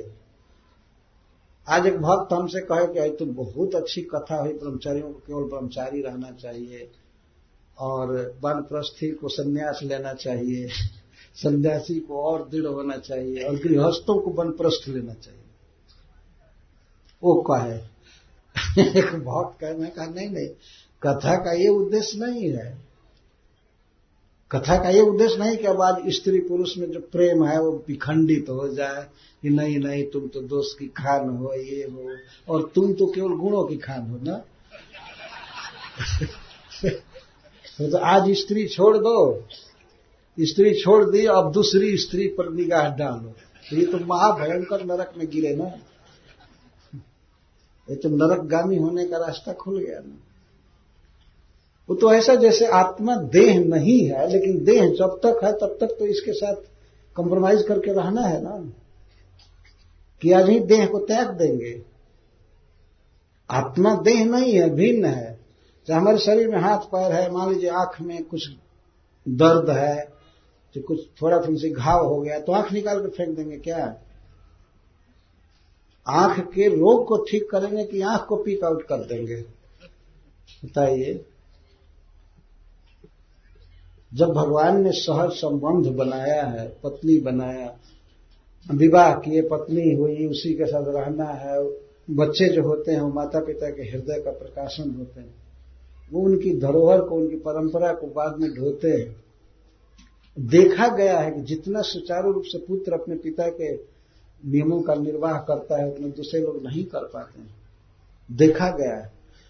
तो इस संबंध को सुधार करके ठीक से चलाने के लिए कथा है, इसके लिए नहीं है कि बस छोड़ो, ये करो, वो करो, ऐसा करो। जैसे कश्यप जी कर रहे हैं वही करना चाहिए। उन्होंने मदद की अपने पत्नी की, व्रत करने में उनको बाजार से कुछ सामान लाना पड़ा होगा, कोई भी चीज, चाहे अगरबत्ती लावे, फूल लावे समेत कुछ सब कुछ जुटाया, कहे कि तुमको कोई काम नहीं करना है, 24 घंटा आराधना करना है। और सबसे पहले उन्होंने बताया क्या नियम में, जो पूछी है कि नियम बताइए क्या करना चाहिए, क्या नहीं करना चाहिए, और कौन सा कार्य करने से व्रत में विघ्न नहीं आएगा, मेरा बेटा अजर अमर होगा और इंद्र का वध कर देगा, वो बताइए। तो कश्यप जी ने एक शब्द भी नहीं कहा अपनी पत्नी से कि तुम क्यों इंद्र का वध करना चाहती हो, ठीक नहीं है, ये नहीं, ऐसा नहीं कहा। उन्होंने कहा ठीक है, तुम जो चाहती हो पूरा होगा, मैं एक व्रत बता रहा हूं, इसको करो, साल भर करना होगा। तो बड़े उत्साह से बोली, भार्य व्रतम ब्रह्मण, ठीक है मैं साल भर व्रत धारण करूंगी, बताइए। इतना जोश था। जब उस किसी की कामना के पूर्ति के लिए प्रोमिस किया जाता है तब व्यक्ति का उत्साह बढ़ता है कोई साधन करने। आप अगर कामनाओं से भरे हुए जीवों को ये कहे नहीं निष्काम भाव से भगवान का भजन करना चाहिए, तो निष्काम भाव से घर में रहेगा, भजन क्या करेगा? ठीक है चलने दो। एक बार की बात है, भगवान बुद्ध के पास उनके मठ में एक व्यक्ति आया, बहुत भूखा था कई दिन का। तो आया तो बौद्ध भिक्षुक लोग उसे लगे कुछ धर्म का उपदेश करने, लेकिन वो सुन नहीं रहा था, ग्रहण नहीं कर रहा था। तो उन लोगों ने जाकर भगवान बुद्ध से कहा कि एक ऐसा व्यक्ति आया है जो हमारे उपदेश को ग्रहण नहीं कर रहा है, कुछ भी नहीं सुन रहा। तो भगवान बुलाए उसको और सबसे पहले उन्होंने पूछा कि तुम प्रसाद खाए हो, भोजन किए हो? तो उसने कहा नहीं। तो उन्होंने कहा पहले इसको भोजन कराओ। भोजन करने के बाद वो व्यक्ति ठीक से सुना और वह भी मठ ज्वाइन कर लिया और वो बहुत बड़ा व्यक्ति बना बौद्ध धर्म को ग्रहण कर। तो जो जिसकी इच्छा है, अगर इच्छा पर व्याघात डालिए तो व्यक्ति कृष्ण की शरण में नहीं आएगा, भगवान की शरण में नहीं आएगा। जहां उसे ये आश्वासन मिलेगा कि यहां पर तुम्हारी इच्छा पूरी होगी, भले हो या ना हो, तो वहीं जाता है। विष्णु के अलावा कोई देवता देवी में कोई शक्ति नहीं है मनोरथ पूरा करने की, कोई नहीं। कश्यप जी इस सिद्धांत को जानते हैं। ध्रुव महाराज को भेजा नारद जी ने कि विष्णु की शरण में जाओ, भजन करो मधुबन में, और उन लोगों को बहुत बहुत धन मिला। जो लोग ये सोचते हैं कि इसकी आराधना करें उससे मिलेगा, कुछ नहीं मिलेगा। मिलेगा धन या आयुष्य या सौभाग्य, सफलता, जो कुछ भी, वो विष्णु की, कृष्ण की शरण में आने से मिलता है। इस शास्त्र डंके की चोट इस बात को कहता है। तो अकाम सर्व कामो व मोक्ष काम उदार दे तीव्रेण भक्ति जोगे न जजेत पुरुषम परम। सर्व काम, अगर सब प्रकार की इच्छा है, सब प्रकार की कामना है, तो भगवान कृष्ण का ही भजन करना चाहिए, वही पूरा करते हैं। और वो जितना देते हैं उतना कोई दे नहीं सकता है। देवता लोग देते हैं तो दम निकल जाता है इनका, पछताते हैं कि इतना क्यों दे दिया, और थोड़ा देते हैं। आप अगर देवताओं को बेल फल के बराबर देंगे, भजन करेंगे, तो तब इस सरसों के बराबर देते हैं, मस्टर्ड सीड के बराबर देते। ये हिसाब है उनका। उनके पास है ही नहीं, कुछ कंगाल हैं, देंगे क्या। श्रीपति देते हैं, वास्तव में विष्णु देते हैं। इतिहास बताता है जिसको दिया वो निहाल हो गया। और देते हैं तो शुद्ध भी कर देते हैं, अपने भक्तों के हृदय को काम क्रोध लोभ आदि से शून्य कर देते, साफ कर देते हैं और देते हैं। कश्यप जी देवताओं के पिता हैं, अपनी पत्नी को वे विष्णु का भजन करने के लिए उपदेश कर रहे हैं, न कि ये कह दे कि जाओ इधर जल दो, उसकी आराधना करो, वहां सप्ताह में एक दिन घुमाओ, वहां ये करो ये करो। नहीं, जीव के वास्तविक हितैषी, वास्तविक बंधु, वास्तविक स्वामी भगवान श्री कृष्ण है, उन्हीं की शरण लेनी चाहिए। देखिए उससे हुआ क्या, दीति इतना शुद्ध हो गई स्त्री भगवान का जप करने से कि इंद्र को उसने 49 पुत्र दिया। जिसको मारने के लिए पुत्र चाहती थी उसी को अपने पुत्रों को दे दी। कही कि बेटा मैं नहीं चाहती हूं कि ये मेरे पुत्र असुरों के समाज में रहें, तुम ले जाओ इनको देवताओं के समाज में। तो इंद्र के साथ वे रहते। इंद्र भी नहीं मरे, वो बच्चा भी नहीं मरा। इंद्र ने मारा गर्भ में, वो कथा आएगी। तो इंद्र ने गर्भ में मारा, लेकिन वो बच्चा जो था 7 बच्चा के रूप में हो गया। 6 धार है वज्र में, 6 जगह काटे, तो इसलिए 7 टुकड़ा हुआ। 7 टुकड़ा ओरिजिनल बच्चे की तरह हुआ। इंद्र तो डर गया, अरे बाप ये क्या हो रहा है। तो फिर एक एक पर मारे, 7 पर, तो फिर 7 टुकड़े होकर 49 हो गए, ओरिजिनल बिल्कुल। तब इंद्र डर गए कि वो मैं नहीं मार पाऊंगा, ये मरेंगे नहीं। तो उन बच्चों के साथ वे दीति के सामने प्रकट हुए, मां के सामने। तो 1 साल तक निरंतर कृष्ण का जप करने के कारण, भक्ति करने के कारण दीति परम शुद्ध हो गई थी। वो इंद्र को देखते ही बहुत प्रसन्न हुई और 49 पुत्रों को तो पूछती है, बेटा, इंद्र से कहती है, बेटा मैं तो एक पुत्र का संकल्प की थी जो तुम्हारा वध करने के लिए, तो ये 49 कैसे हो गए। तो भगवान इंद्र कहते हैं कि मां सीधा कहते हैं, मां जब से तुमने ये संकल्प लिया कि मेरा वध करने वाला पुत्र चाहिए, तब से तो मेरा होश उड़ गया, मैं सुख से नहीं सोया। तो मैं छल कपट से तुम्हारा सेवक बन करके तुम्हारे व्रत में कमी ढूंढ रहा था। जिस दिन कमी होगी तो मैं गर्भ को मार दूंगा। तो एक दिन तुम बिना खाए पिए सो गए, बिना मुंह धोए सो गए, बिना पैर धोए सो गए, जूठे मुंह। तो मुझे अवसर मिला तो मैं अपने जोग बल से तुम्हारे मुख में प्रवेश किया और गर्भ में गया और वज्र से मारा। मां, जो स्वार्थी व्यक्ति होता है वो धर्म पर दृष्टि नहीं रखता है, मुझे माफ करना, मैं तो जीना चाहता था और तुम मुझे मारने के लिए पुत्र चाहती थी। तो जब मैं मारा इस तरह से तो बच्चा मरा नहीं, फिर 49 हो गया। मैं समझ गया कि भगवान की पूजा का ये प्रभाव है, बच्चा मर नहीं सकता। ये इतिहास। जब बिना छल के इंद्र ने बात किया, जब बिना छल के मां ने बात किया बेटा कह करके, उसी व्यक्ति को जिसको मारने के लिए पुत्र चाहती थी, आज स्नेह उमड़ गया इंद्र के प्रति। बेटा कहती है और कहती है, ये तुम्हारे भाई हैं, इनके साथ तुम 50 हो, तुम ले जाओ इनको, स्वर्ग ले जाओ। ये जन्म, ये प्रसंग में यही दिखाया गया है कि चाहे हृदय में कुछ भी दोष हो, वह व्यक्ति भगवान कृष्ण का भजन करने में अयोग्य कभी नहीं है। वो योग्य है, क्योंकि स्वरूपगत अधिकार है जीव का कृष्ण की शरण में आने के लिए। जीवेरा स्वरूप है कृष्ण नित्यदास। कृष्ण के साथ इस संबंध को कोई रोक नहीं सकता है, कोई काल, कोई देश, कोई परिस्थिति। कितने भी पाप की भूमिका पर व्यक्ति हो, कितना भी पापी हो, लेकिन कृष्ण को प्रभु, नाथ, स्वामी कहने का उसका सहज अधिकार है। जैसे मान लीजिए कोई पुत्र है, पुत्र आज भारत में है, अगर वो दूसरे देश में चला जाए, या कोई पुत्र जेल में भी चला जाए, नरक में जाए, कहीं जाए, तो पिता को पिता कहने का उसका राइट है, बर्थ राइट है ना। कहीं से भी कह सकता है अपने पिता को पिताजी।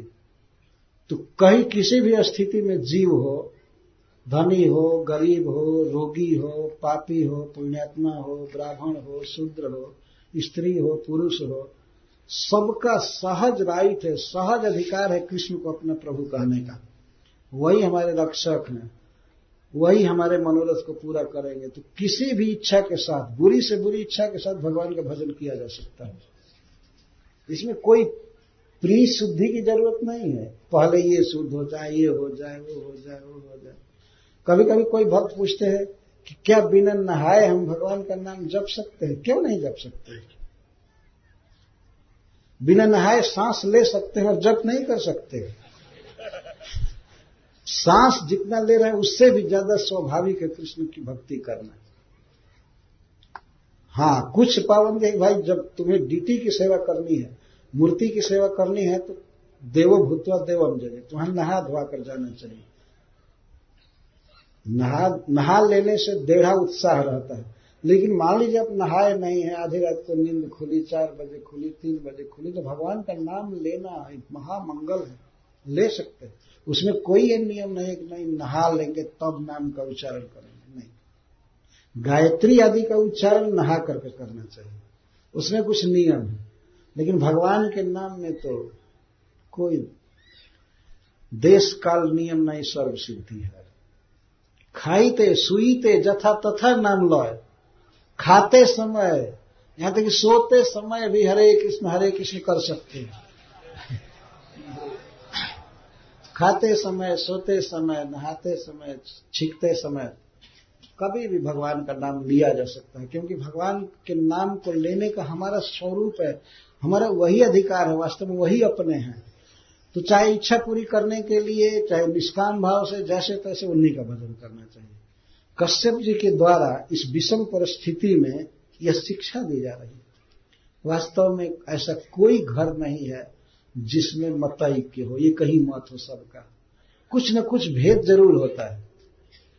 पुत्र कुछ दूसरे तरफ चलता है, कुछ न कुछ चलता है, पत्नी के भी कुछ मनोरथ होते हैं, भाई के भी होते हैं, पिता के भी होते हैं।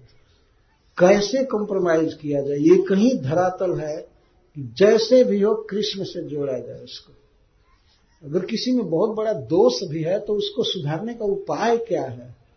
उपाय यही है कि उसको कृष्ण से जोड़ा जाए, कृष्ण के नाम से, कृष्ण के कथा से, कृष्ण के भक्तों से, कृष्ण के मंदिर से, इस तरह से उसे जोड़ा जाए। उसका तिरस्कार करने से, छी मानुष करने से तो सुधार होगा नहीं।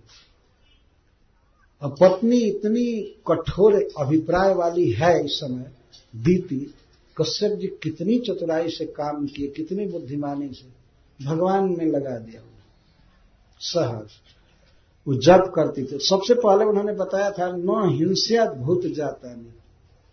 कश्यप जी ने बताया कि साल भर तुमको किसी भी जीव की हत्या नहीं करनी चाहिए, चींटी की भी। तो समझ नहीं रही थी वो क्या कह रहे। प्रकारांतर से उनके कहने का अर्थ है कि जब चींटी तक की हत्या नहीं कर सकती, किसी को दुख नहीं दे सकती, तो इंद्र को कैसे मारना चाहती? पति ने इस तरह उपदेश किया। और न सपेत न नृतम बदेत, उन्होंने कहा कि साल भर जब तक व्रत चले तब तक तुम्हें एक बार भी झूठ नहीं बोलना चाहिए। इसका अर्थ नहीं कि व्रत खत्म होने के बाद अब फ्री हो गई झूठ बोलने के लिए। ये तो जो झूठ बोलने के लिए उत्कंठित रहते हैं वो सोचेंगे कि कब व्रत पूरा होगा कि हम खुल करके झूठ बोलेंगे। एक बार हमारे गांव में मैं देखा 2 लड़कों में झगड़ा हो रहा था।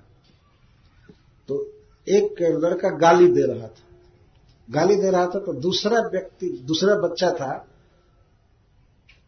वो गाली नहीं दे रहा था, गाली देना जानता था लेकिन नहीं दे रहा था।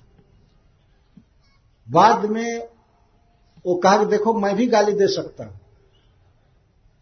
कैसे गाली देगा? तो तुरंत कंठी खोलकर रहकर गाली देने चालू करती। कलजी को खोला और गाली देने लगा। इसका लोग कंठी बांध करके गाली नहीं दे सकता। और इसके बाद पहन लिया पूरा।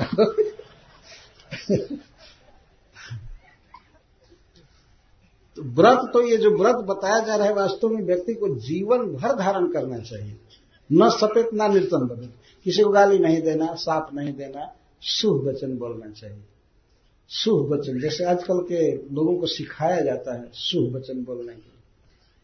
तो सब लोग एयरपोर्ट पर जाते हैं, टिकट लेते हैं, बोर्डिंग पास लेते हैं, तो वो लोग बोलते हैं अमेरिका में प्राय हैव ए ग्रेट डे। इतना अच्छा लगता है सवेरे सवेरे कोई कहे have a great day, have nice day journey, बहुत अच्छा लगता है। इस तरह से किसी भी व्यक्ति के लिए शुभ वाक्य बोलना चाहिए। किसी को कठोर बोल देना, साप दे देना, ये कर देना, ये बहुत बुरा है। संसार ऐसे ही दुख से भरा हुआ है। जब बोलना है तो बहुत सुंदर वचन बोलना चाहिए। भक्त का एक लक्षण है ये, कभी कठोर नहीं बोलना। एक बार एक व्यक्ति जा रहा था प्लेन से, झगड़ा हो गया उससे। तो जिसे झगड़ा हो गया वो कहता है भगवान तुम्हारा प्लेन क्रश कर दे। तो तुम्हारे कहने से थोड़े क्रश हो जाएगा। हमारे यहाँ कहते हैं क्या, गिद्ध के श्राप देने से गाय थोड़े मरेगी। गिद्ध श्राप देगा, भूखा बैठा है गिद्ध, और गाय को श्राप दे के मर जाए तो उसके श्राप देने से तो मरेगी नहीं, जो होना है वही होगा। लेकिन तुम जो गलत बात बोले वो तो कर्म बंधन लग गया। तो कर्म फल, कर्म वचन मन से कर्म होता है, शरीर से, वचन से, मन से। तो वचन से बोला तो लग गया, उसका तो कुछ होगा नहीं।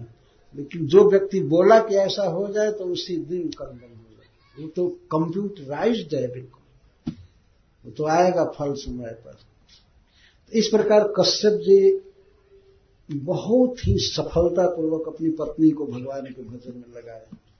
यह उदाहरण है, इस तरह से शुद्धि होती है। कर्दम मुनि की पत्नी देवहूति जी इसी तरह से शुद्ध हुई। पहले उन्होंने मांगा कि हमको पुत्र चाहिए, हमारा शरीर स्वस्थ कीजिए, उनको खिलाइए पिलाइए अच्छा से, और एक घर बनाइए, यही मांग किया। उन्होंने कभी क्रिटिसाइज नहीं किया अपने पत्नी का कि नहीं नहीं तुमको भी जैसे मैं हरे कृष्ण कर रहा हूं वैसे ही तुम भी करो। ये क्या मांग रही है? वन में पेड़ के नीचे रहो, भगवान का भजन करो, क्या दुनियादारी बसाना है? उन्होंने कुछ नहीं कहा, ठीक है प्रिय। उन्होंने विमान रचा, तो पत्नी के लिए घर बनाया, पत्नी के लिए और किया, घुमाया फिराया, सब किया, संतान दिया। लेकिन जब घर छोड़ करके वो जाने लगे तब वो रोने लगे कि आपने हमको सब कुछ दिया लेकिन भक्ति नहीं दिया। हमको भगवान की कथा सुनाने वाला हमको पुत्र चाहिए। सीधा कहा, आप वन में चले जाएंगे तो मुझे कौन तारेगा, मेरा उबार कौन करेगा? तो कर्दम जी कहते हैं, प्रिय तुम अपने प्रति चिंता मत करो, तुम्हारा उद्धार करने के लिए साक्षात भगवान तुम्हारे गर्भ से आएंगे। इस तरह से क्या, तो वह स्त्री जो पहले केवल घर चाहिए, हमारा स्वास्थ्य सुधरना चाहिए, हमारे लिए और भी चाहे, हमको संतान चाहिए, यही इच्छा थी। स्वाभाविक इच्छा है किसी स्त्री के लिए। लेकिन एक दिन वही देवहूति भगवान के साथ कथा सुन रही है, इतना शुद्ध महिला हुई, भगवान की मां बनी। तो इस तरह से जिसकी जो कामना है उस कामना की पूर्ति के लिए ही कृष्ण के शरण में भेजना चाहिए। ठीक है, ये कामना है, तुम आओ, ऐसा करो ऐसा करो ऐसा करो, ये जप करो, भगवान का प्रसाद खाओ, भगवान को प्रणाम करो, कृष्ण तुम्हारे हैं, कृष्ण तुम्हारे हैं, तुम्हारी इच्छा पूरी करेंगे। इस तरह से कश्यप जी ने दीति को लगाया भगवान के भजन में। तो वे कहते हैं, उन्होंने शर्त रखा, कश्यप जी ने कहा कि पुत्रस्ते भविता भद्रे इंद्रहा देव बांधव सांवत्सरम व्रतमिमं जदंजो धारयिष्यसि। हे प्रिय, देखो मैं ये व्रत बताया तुमको, ये व्रत बता दिए उन्होंने, यानी यहां बताया नहीं गया है, इसको 19वें अध्याय में महाराज परीक्षित के प्रश्न के उत्तर के रूप में सुखदेव गोस्वामी बताएंगे। लेकिन उसी बात को कश्यप जी ने पूरा बता दिया यहां, इसलिए इदम कह रहे हैं। देखो, पुत्रस्ते भविता भद्र इंद्रहा देव बांधव संवत्सरम व्रतम इदम यदि अंजो धारयिष्यसि। यदि इस व्रत का पालन करोगी, उन्होंने प्रवचन किया पूरा, कैसे भगवान की पूजा करनी है, कैसे हवन करना है, कैसे प्रणाम करना है, ये करना है, मंत्र जपना है, स्तोत्र पढ़ना है, ये उन्होंने बताया जो 19वें अध्याय में आएगा। तो बता करके कहा कि यदि तुम साल भर तक बिना त्रुटि के पूरा पूरा इस व्रत का पालन करोगी तो तुम्हारा पुत्र इंद्रहा होगा, इंद्र का वध करने वाला होगा। तो इंद्र हा का अर्थ होता है मारने वाला, और हा अनुगत्य च, हा का अर्थ होता है अनुगामी, दोनों। तो अपने मन में वे अर्थ रख रहे हैं कि अगर साल भर तुम व्रत करोगी तो तुम्हारा पुत्र इंद्र का अनुगामी होगा, अपने मन में। लेकिन दीति के मन में ये भाव भर रहे कि इंद्र का वध करने वाला होगा, वो ये समझ रही है। और उन्होंने बोलते समय देव बांधव शब्द अलग बोला, लेकिन दीति समझ रही है कि अदेव बांधव बोल रहे हैं, संधि करके बोल रहे हैं। इंद्रहा अदेव बांधव अगर एक में बोला जाए तो अदेव मतलब असुर, देवताओं के जो बैरी हैं, दैत्य हैं, उनका बंधु होगा तुम्हारा पुत्र, उसके दृष्टि में समझा रहे हैं। और देव बांधव जो देवता नहीं है, असुर है, उनका बंधु होगा तुम्हारा पुत्र, और इंद्र की हत्या करेगा, वो ये समझ रही है। लेकिन कश्यप जी अपना मनोगत अभीष्ट अर्थ ले रहे हैं कि यदि तुम साल भर व्रत का पालन करोगी, भगवान की भक्ति करोगी, तो तुम्हारा पुत्र इंद्र का अनुगामी होगा और देव बांधव होगा।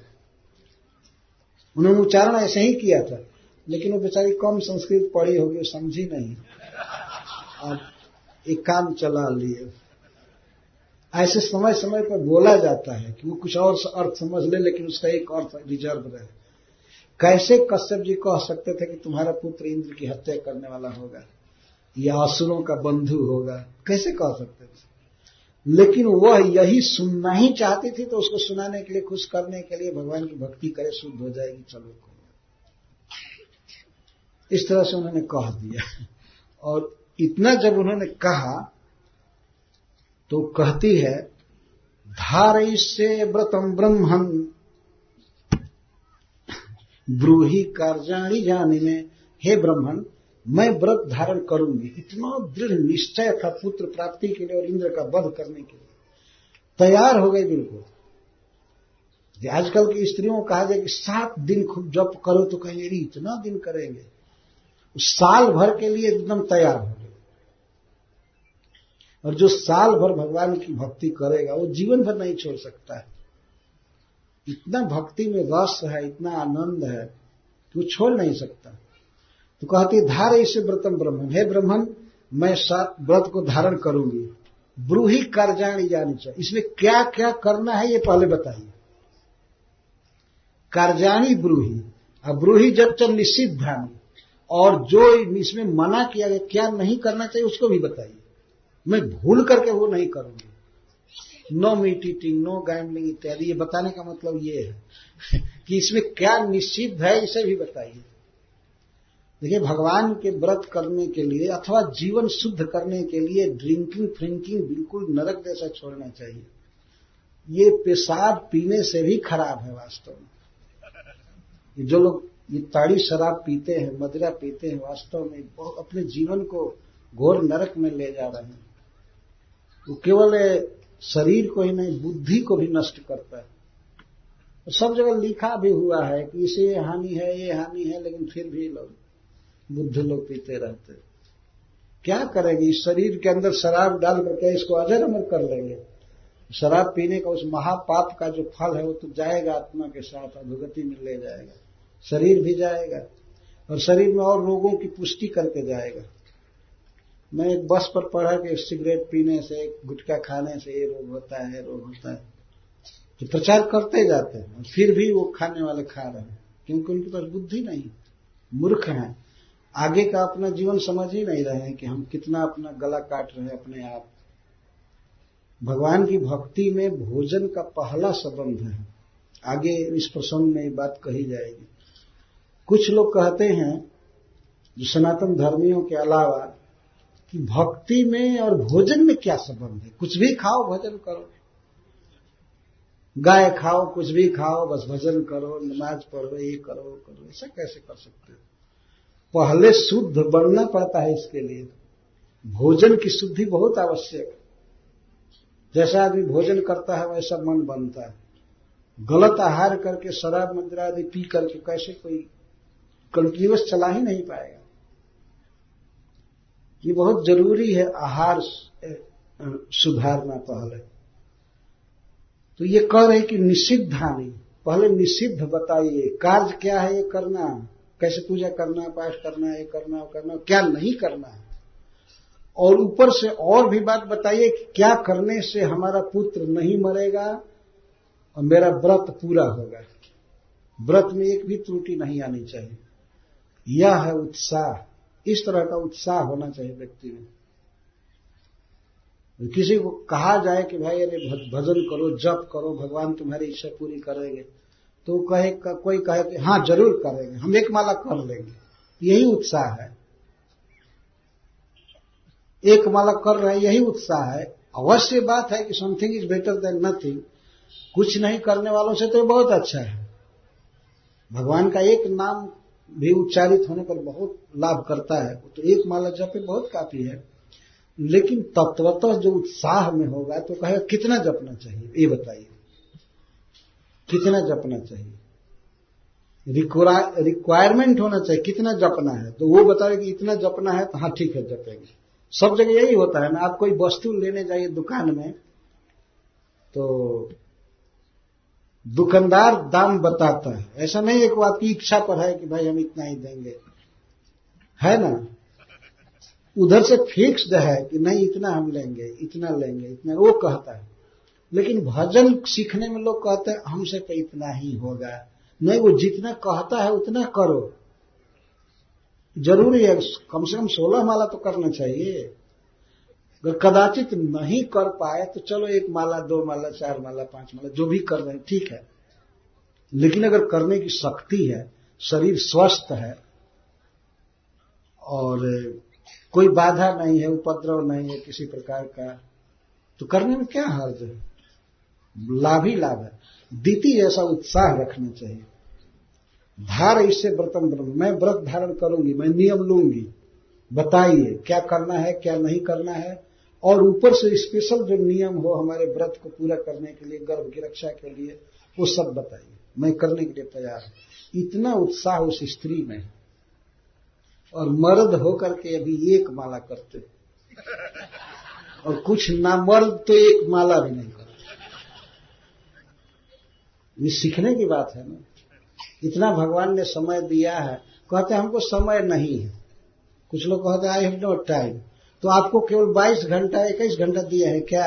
सबको तो 24 घंटा ही दिए ना भगवान।